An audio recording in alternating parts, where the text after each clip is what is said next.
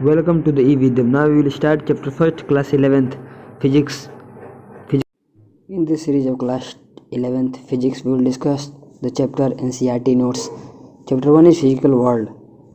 जब student class 10 से 11th में जाता है तो ये पहला चैप्टर होता है जो कि मैक्सिमम स्कूलों में टीचर छोड़ दिया करते हैं, लेकिन क्लास 11th में इसे 3 से 4 नंबर के मार्क्स आते हैं। तो ये नोट हमने NCERT से बनाया है। NCERT की लाइन बाय लाइन रीड करके मेन टॉपिक्स उठाकर बनाए गए हैं जो मैक्सिमम क्लास 11 के स्कूल में नहीं पढ़ाया जाता है, और आगे के टॉपिक्स जैसे यूनिट एंड डायमेंशन से स्टार्ट किया जाता है, लेकिन ये भी बहुत इंपॉर्टेंट टॉपिक है और 11th की बेसिक यहीं से स्टार्ट होती है। तो चैप्टर का नाम है physical world. Physics is the study of nature and its laws and their manifestation means clearness in different phenomenon.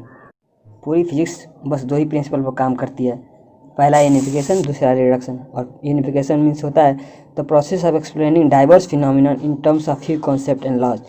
जैसे न्यूटन ने 3 लॉ दिए, उससे काफ़ी लॉज गवर्न हो जाते हैं। इस तरह के फिनोमिनन को हम यूनिफिकेशन कहते हैं। और reduction the process of explaining the bigger more complex system from its constituent part.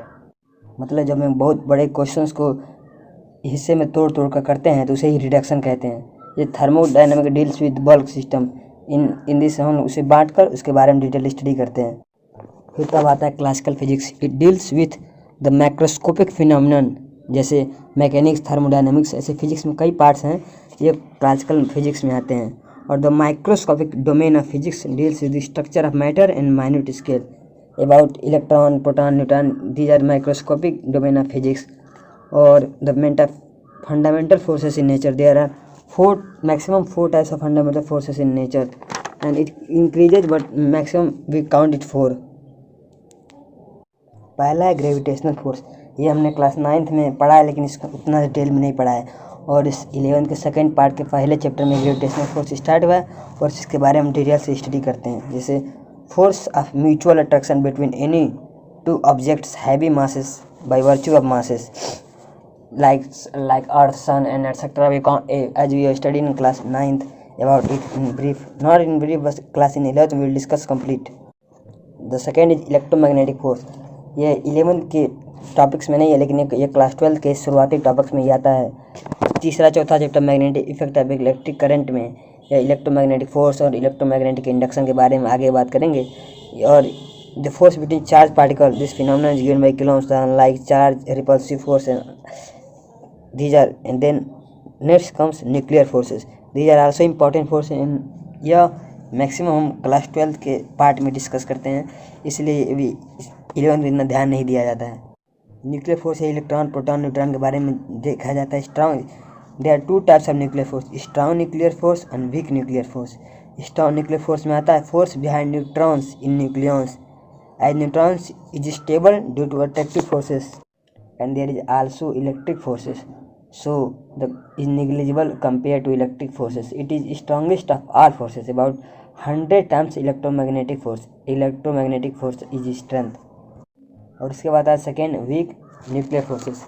ये भी क्लास 12 मैक्सिमम क्लास 12 पार्ट में इसका ये इंक्लूड किया गया है। जैसे force appears only in certain nuclear process such as beta decay, nuclear and alpha decay, beta decay we will discuss in class 12th. This is stronger than the electromagnetic force, maximum into 10 to power 37 about ये stronger होता है gravitational force, इसलिए gravitational force negligible होता है और ये week nuclear force direct attraction और repulsion काम करता है। और फिजिकल लाज भी कई नेचर पर बेस्ड किया जाता है। In physics several phenomena change with time. तो फिजिकल लाज के कई नेचर होते हैं। जैसे हम जब बॉल को ऊपर थ्रो करते हैं तो उसकी काइनेटिक एंड पोटेंशियल एनर्जी दोनों कांस्टेंट रेट से चेंज होती है, जो कि काइनेटिक एनर्जी पोटेंशियल एनर्जी में चेंज हो जाता है, पोटेंशियल एनर्जी बढ़ता जाता है, फिर जब ऊपर जाने के बाद फिर पोटेंशियल एनर्जी घटता है और काइनेटिक एनर्जी गिरता जाता है। ऐसे क्लास 11 का मेन टॉपिक यही है, जो कि क्लास 11 में निगलेक्ट कर दिया जाता है, लेकिन ये क्लास 12 के 11 के विषय इंपॉर्टेंट होता है। These are the general introduction. We will discuss it in brief in coming classes. And second chapter unit and dimension. This is also important for any competitive examination. One question is compulsory in G mains and NEET. So concluding all chapter, बस कुछ ही topic important जैसे fundamental forces in nature, इसका और main to जो term है unification index, इसे आप complete process समझ सकते हैं इसका डिटेल में, और how the unification reaction is applied in the process and question solving, it we will discuss in coming classes. तो हमारे साथ बने रहें, चैनल को सब्सक्राइब कर दें। सो थैंक्स फॉर वॉचिंग, और ये अपने दोस्तों में शेयर कर दें और चैनल को सब्सक्राइब कर दें। धन्यवाद। So thanks for watching complete video. This was the chapter 1, and in coming video we will also see the chapter 1st, 2nd, 3rd, and mainly we consider the unit and dimension first, but this is also important, and from in 11th exam it also comes. So please subscribe our channel, and in coming video I will discuss unit and dimension chapter NCERT by NCERT, and by doing that we will complete class 11th physics.